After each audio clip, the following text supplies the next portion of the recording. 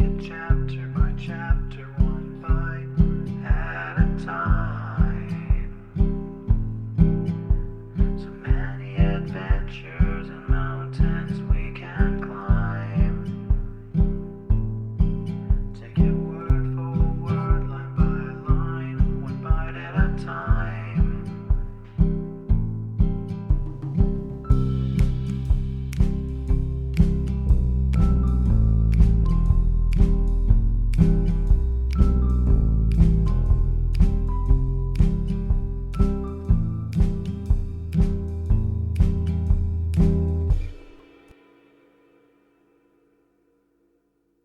Welcome to Bite at a Time Books, where we read you your favorite classics one bite at a time.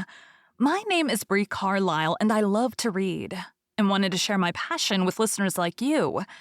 If you want to know what's coming next and vote on upcoming books, sign up for our newsletter at biteatatimebooks.com.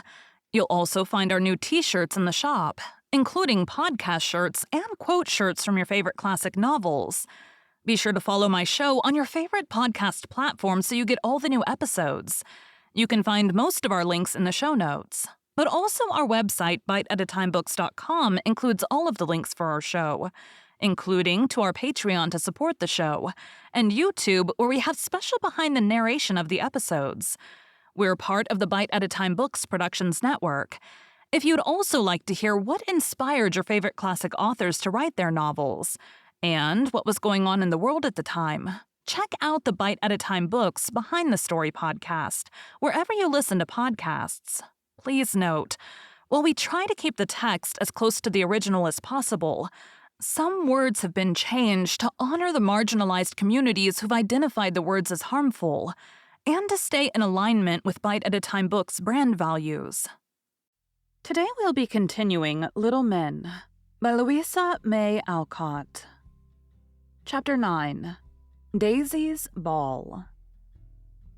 Mrs. Shakespeare Smith would like to have Mr. John Brooke, Mr. Thomas Bangs, and Mr. Nathaniel Blake to come to her ball at 3 o'clock today. P.S. Nat must bring his fiddle so we can dance, and all the boys must be good or they cannot have any of the nice things we have cooked. This elegant invitation would, I fear, have been declined, but for the hint given in the last line of the postscript. "They've been cooking lots of goodies. I smelt 'em. Let's go," said Tommy. "We needn't stay after the feast, you know," added Demi. "I never went to a ball." "What do you have to do?" asked Nat. "Oh, we just play be men and sit round stiff and stupid like grown-up folks and dance to please the girls. Then we eat up everything and come away as soon as we can." "I think I could do that," said Nat, after considering Tommy's description for a minute. "I'll write and say we'll come." And Demi dispatched the following gentlemanly reply: "We will all come. Please have lots to eat. J.B. Esquire." Great was the anxiety of the ladies about their first ball, because if everything went well, they intended to give a dinner party to the chosen few. "Aunt Jo likes to have the boys play with us if they're not rough, so we must make them like our balls, then they will do them good," said Daisy with her maternal air as she set the table and surveyed the store of refreshments with an anxious eye. "Demi and Nat will be good, but Tommy will do something bad, I know he will," replied Nan, shaking her head over the little cake basket which she was arranging. "Then I shall send him right home," said Daisy with decision. "People don't do so at parties. It isn't proper. I shall never ask him any more." "That would do. He'd be sorry not to come to the dinner ball, wouldn't he?" "I guess he would. We'll have the splendidest things ever seen, won't we? Real soup with a ladle and a tureen." She meant tureen. "And a little bird for turkey and gravy and all kinds of nice vegetables." Daisy never could say vegetables properly, and had given up trying. "It is most 3, and we ought to dress," said Nan, who had arranged a fine costume for the occasion, and was anxious to wear it. "I am the mother, so I shan't dress up much," said Daisy, putting on a nightcap ornamented with a red bow, one of her aunt's long skirts, and a shawl, a pair of spectacles, and a large pocket handkerchief completed her toilette. making a plump, rosy little matron of her. Nan had a wreath of artificial flowers, a pair of old pink slippers, a yellow scarf, a green muslin skirt, and a fan made of feathers from the duster. Also, as a last touch of elegance, a smelling bottle without any smell in it. I am the daughter, so I rig up a good deal, and I must sing and dance and talk more than you do. The mothers only get the tea and be proper, you know. A sudden, very loud knock caused Miss Smith to fly into a chair and fan herself violently, while her mamma sat bolt upright on the sofa and tried to look quite calm and proper. Little Bess, who was on a visit, acted the part of maid, and opened the door, saying with a smile, "Wart in, gentleman. It's all ready." In honor of the occasion, the boys wore high paper collars, tall black hats, and gloves of every color and material, for they were an afterthought, and not a boy among them had a perfect pair. "Good day, Mum," said Dimmy in a deep voice which was so hard to keep up that his remarks had to be extremely brief. Everyone shook hands and then sat down, looking so funny yet so sober that the gentlemen forgot their manners and rolled in their chairs with laughter. "Oh, don't," cried Mrs. Smith, much distressed. "You can't ever come again if you act so," added Miss Smith, rapping Mr. Bangs with her bottle because he laughed loudest. "I can't help it. You look so like Fury," gasped Mr. Bangs with most uncourteous candor. "So do you, but I shouldn't be so rude as to say so. He shan't come to the dinner ball, shall he, Daisy?" cried Nan indignantly. "I think we had better dance now. Did you bring your fiddle, sir?" asked Mrs. Smith, trying to preserve her polite composure. "It's outside the door." And Nat went to get it. "Better have tea first," proposed the unabashed Tommy, winking openly at Demi to remind him that the sooner the refreshments were secured, the sooner they could escape. "No, we never have supper first.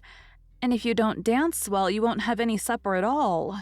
Not one bit, sir," said Mrs. Smith, so sternly that her wild guests saw she was not to be trifled with, and grew overwhelmingly civil all at once. "I will take Mr. Bangs and teach him the polka, for he does not know it fit to be seen," added the hostess, with a reproachful look that sobered Tommy at once. Nat struck up, and the ball opened with two couples, who went conscientiously through a somewhat varied dance. The ladies did well because they liked it, but the gentlemen exerted themselves from more selfish motives, for each felt that he must earn his supper and labored manfully toward that end. When everyone was out of breath, they were allowed to rest, and indeed, poor Mrs. Smith needed it, for her long dress had tripped her up many times. The little maid passed round molasses and water in such small cups that one guest actually emptied 9. I refrain from mentioning his name because this mild beverage affected him so much that he put cup and all into his mouth at the 9th round and choked himself publicly. "You must ask Nan to play and sing now," said Daisy to her brother, who sat looking very much like an owl, as he gravely regarded the festive scene between his high collars. "Give us a song, Mum," said the obedient guest, secretly wondering where the piano was. Miss Smith sailed up to an old secretary which stood in the room, threw back the lid of the writing desk, and sitting down before it, accompanied herself with a vigor which made the old desk rattle as she sang that new and lovely song, beginning "Gaily the Troubadour," touched his guitar as he was hastening home from the war. The gentlemen applauded so enthusiastically that she gave them Bounding Billows, Little Bo Peep, and other gems of song, till they were obliged to hint that they had had enough. Grateful for the praises bestowed upon her daughter, Mrs. Smith graciously announced, "Now we will have tea. Sit down carefully and don't grab." It was beautiful to see the air of pride with which the good lady did the honors of her table, and the calmness with which she bore the little mishaps that occurred. The best pie flew wildly on the floor when she tried to cut it with a very dull knife. The bread and butter vanished with a rapidity calculated to dismay a housekeeper's soul. And worst of all, the custards were so soft that they had to be drunk up, instead of being eaten elegantly with the new tin spoons. I grieve to state that Miss Smith squabbled with the maid for the best jumble, which caused Bess to toss the whole dish into the air and burst out crying amid a rain of falling cakes. She was comforted by a seat at the table and the sugar bowl to empty, But during this flurry, a large plate of patties was mysteriously lost and could not be found. They were the chief ornament of the feast, and Mrs. Smith was indignant at the loss, for she had made them herself, and they were beautiful to behold. I put it to any lady if it was not hard to have 12 delicious patties, made of flour, salt, and water, with a large raisin in the middle of each, and much sugar over the whole, swept away at one fell swoop. "You hid them, Tommy. I know you did," cried the outraged hostess, threatening her suspected guest with the milk pot. "I didn't." "You did." "It isn't proper to contradict," said Nan, who was hastily eating up the jelly during the fray. "Give them back, Dimmy," said Tommy. "That's a fib. You've got them in your own pocket," bawled Dimmy, roused by the false accusation. "Let's take 'em away from him. It's too bad to make Daisy cry," suggested Nat, who found his first ball more exciting than he expected. Daisy was already weeping. Bess, like a devoted servant, mingled her tears with those of her mistress, and Nan denounced the entire race of boys as plaguey things. Meanwhile, the battle raged among the gentlemen, for when the two defenders of innocence fell upon the foe, that hardened youth entrenched himself behind a table and pelted them with the stolen tarts, which were very effective missiles, being nearly as hard as bullets. While his ammunition held out, the besieged prospered. But the moment the last patty flew over the parapet, the villain was seized, dragged howling from the room, and cast upon the hall floor in an ignominious heap. The conquerors then returned flushed with victory, and while Dimmy consoled poor Mrs. Smith, Nat and Nan collected the scattered tarts, replaced each raisin in its proper bed, and rearranged the dish so that it really looked almost as well as ever. But their glory had departed, for the sugar was gone, and no one cared to eat them after the insult offered to them. "I guess we had better go," said Dimmy suddenly as Aunt Joe's voice was heard on the stairs. "Perhaps we had." And Nat hastily dropped a stray jumble that he had just picked up. But Mrs. Joe was among them before the retreat was accomplished, and into her sympathetic ear the young ladies poured the story of their woes. "No more balls for these boys till they've atoned for this bad behavior by doing something kind to you," said Mrs. Joe, shaking her head at the three culprits. "We were only in fun," began Dimmy. "I don't like fun that makes other people unhappy. I am disappointed in you, Dimmy, for I hoped you would never learn to tease Daisy, such a kind little sister as she is to you. Boys always tease their sisters. Tom says so," muttered Demi. "I don't intend that my boys shall, and I must send Daisy home if you cannot play happily together," said Aunt Joe soberly. At this awful threat, Demi sidled up to his sister, and Daisy hastily dried her tears, for to be separated was the worst misfortune that could happen to the twins. "Nat was bad, too, and Tommy was baddest of all," observed Nan, fearing that two of the sinners would not get their fair share of punishment. "I'm sorry," said Nat, much ashamed. "I ain't," bawled Tommy through the keyhole where he was listening with all his might. Mrs. Joe wanted very much to laugh, but kept her countenance, and said impressively as she pointed to the door, "You can go, boys. But remember, you are not to speak to or play with the little girls till I give you leave. You don't deserve the pleasure, so I forbid it." The ill-mannered young gentleman hastily retired, to be received outside with derision and scorn by the unrepentant Bangs, who would not associate with them for at least 15 minutes. Daisy was soon consoled for the failure of her ball, but lamented the edict that parted her from her brother, and mourned over his shortcomings in her tender little heart. Nan rather enjoyed the trouble, and went about turning up her pug nose at the three, especially Tommy, who pretended not to care, and loudly proclaimed his satisfaction at being rid of those stupid girls. But in his secret soul, he soon repented of the rash act that caused this banishment from the society he loved. And every hour of separation taught him the value of the stupid girls. The others gave in very soon, and longed to be friends, for now there was no Daisy to pet and cook for them, no Nan to amuse and doctor them, and worst of all, no Mrs. Joe to make home life pleasant and life easy for them. To their great affliction, Mrs. Joe seemed to consider herself one of the offended girls, for she hardly spoke to the outcasts, looked as if she did not see them when she passed, and was always too busy now to attend to their requests.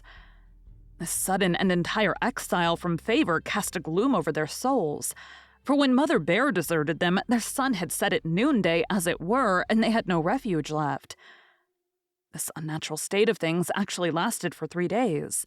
Then they could bear it no longer, and fearing that the eclipse might become total, went to Mr. Bear for help and counsel. It is my private opinion that he had received instructions how to behave if the case should be laid before him. But no one suspected it, and he gave the afflicted boys some advice, which they gratefully accepted and carried out in the following manner. Secluding themselves in the garret, they devoted several play hours to the manufacture of some mysterious machine, which took so much pace that Asia grumbled, and the little girls wondered mightily.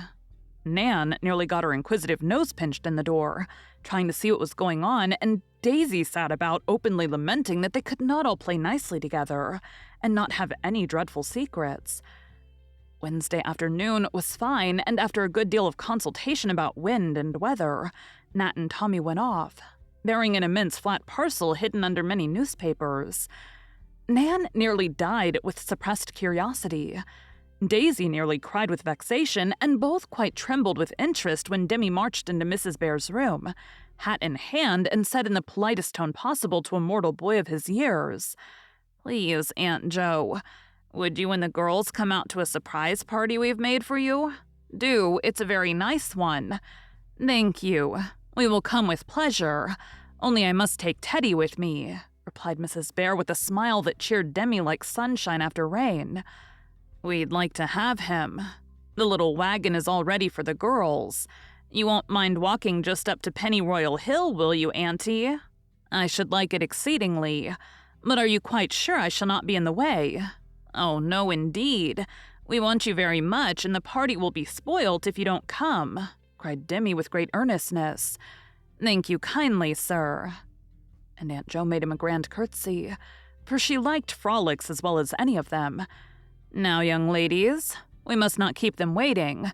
On with the hats, and let us be off at once. I'm all impatience to know what the surprise is." As Mrs. Bear spoke, everyone bustled about, and in 5 minutes the 3 little girls and Teddy were packed into the clothes basket, as they called the wicker wagon which Toby drew. Demi walked at the head of the procession, and Mrs. Jo brought up the rear, escorted by Kit. It was a most imposing party, I assure you, for Toby had a red feather duster in his head. 2 remarkable flags waved over the carriage. Kit had a blue bow on his neck, which nearly drove him wild. Demi wore a nosegay of dandelions in his buttonhole, and Mrs. Jo carried the queer Japanese umbrella in honor of the occasion.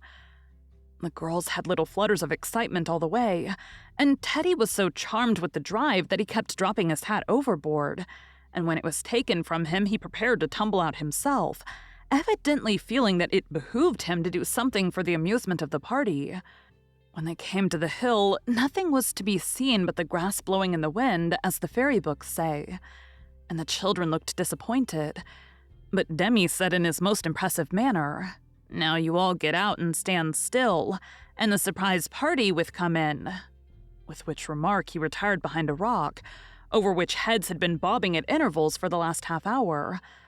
A short pause of intense suspense, and then Nat, Demi, and Tommy marched forth, each bearing a new kite, which they presented to the 3 young ladies. Shrieks of delight arose, but were silenced by the boys, who said with faces brimful of merriment, "That isn't all the surprise," and running behind the rock, again emerged bearing a 4th kite of superb size, on which was printed in bright yellow letters for Mother Bear, "We thought you'd like one too because you were angry with us, and took the girls' part," cried all 3, shaking with laughter, for this part of the affair evidently was a surprise to Mrs. Jo. She clapped her hands and joined in the laugh, looking thoroughly tickled at the joke. "Now, boys, that is regularly splendid. Who did think of it?" she asked, receiving the monster kite with as much pleasure as the little girls did theirs. "Uncle Fritz proposed it when we planned to make the others. He said you'd like it, so we made a bouncer," answered Demi, beaming with satisfaction at the success of the plot. "Uncle Fritz knows what I like. Yes, these are magnificent kites, and we were wishing we had some the other day when you were flying yours, weren't we, girls? "That's why we made them for you," cried Tommy, standing on his head as the most appropriate way of expressing his emotions. "Let us fly them," said energetic Nan. "I don't know how," began Daisy. "We'll show you, we want to," cried all the boys in a burst of devotion, as Demi took Daisy's, Tommy Nan's, and Nat, with difficulty, persuaded Bess to let go of her little blue one. "Auntie, if you'll wait a minute, we'll pitch yours for you," said Demi, feeling that Mrs. Bear's favor must not be lost again by any neglect of theirs. "Bless your buttons, dear, I know all about it, and here is a boy who will toss up for me," added Mrs. Joe as the professor peeped over the rock with a face full of fun. He came out at once, tossed up the big kite, and Mrs. Joe ran off with it in fine style, while the children stood and enjoyed the spectacle. One by one, all the kites went up and floated far overhead like gay birds, balancing themselves on the fresh breeze that blew steadily over the hill. Such a merry time as they had, running and shouting, sending up the kites or pulling them down, watching their antics in the air and feeling them tug at the string like live creatures trying to escape. Nan was quite wild with the fun. Daisy thought the new play nearly as interesting as dolls, and little Bess was so fond of her boot tight that she would only let it go on very short flights, preferring to hold it in her lap and look at the remarkable pictures painted on it by Tommy's dashing brush.